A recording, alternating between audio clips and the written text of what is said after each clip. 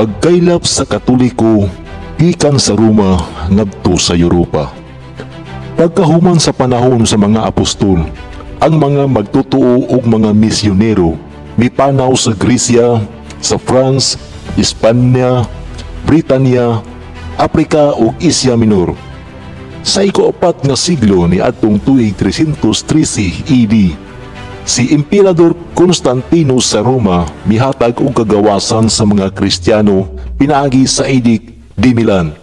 Ang Kristyanismo unya nahimong opisyal nga relihiyon sa Imperyong Romano.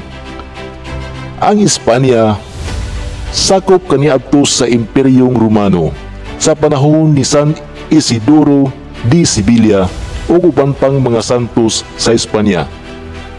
Misangpot ang tinuod nga katolikong pagtuong nagikan sa Roma. Ang mga pari ug obispo sa Espanya nagsugod sa Papa sa Roma isip ulo sa simbahan.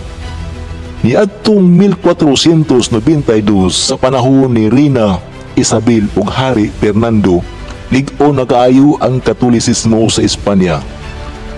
Niadtong ika-15 ug ika-16 nga siglo, ang mga Espanyol nangita og bag-ong ruta sa Asia aron makignegosyo ug ang pagtukod sa mga misyong Katoliko usa sa ilang puyo.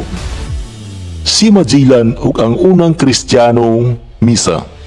Niadtong Marso 16, 1521, si Ferdinand Magellan, usa ka Portugis nga nagserbisyo sa Espanya, miabot sa Pilipinas.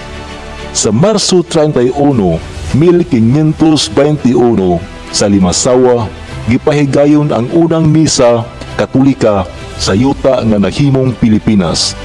Ang pari nga nagmisa mao si Padre Pedro de Valderrama. Ang misa nagtimaan sa pagkaabot sa Katolikong pagtuo sa Pilipinas nga gikan sa Roma pinaagi sa Espanya. Pag-abot ni Miguel Lopez de Legazpi ug mga Agustinianong pari niadtong 1565, nagsugod ang formal nga misyon Katoliko. Sila nagtukod og mga simbahan ug misyon sa Cebu niadtong 1565, sa Manila niadtong 1571. Ang mga relihiyosong orden nga nagpalapad sa tinuuhan mao ang Agustinians, Franciscans, mga Jesuits, Dominicans ug Recollets. Sila nagtukod og mga eskwelahan, simbahan, ospital ug seminaryo.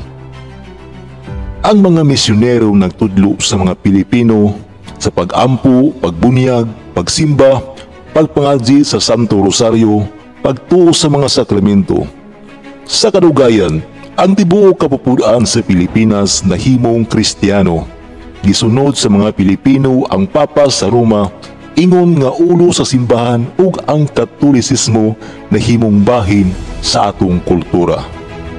Tungod sa tulo ka siglo nga misyon ug pagtulunan, ang Pilipinas karon mao ang pinakadako nga Katolikong nasud sa Asia.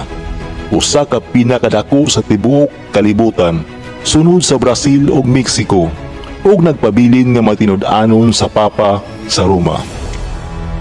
Gikan sa Roma ngadto sa Espanya hangtod sa Pilipinas, ang pagtuo sa Katolikong simbahan mao'y usa ka padayon nga sapa sa kasaysayan, gikan sa mga apostol ni Kristo hangtod sa mga misyonero nga Espanyol, hangtod sa atong kaugalingon nga mga Pilipinong pari ug magtutuo.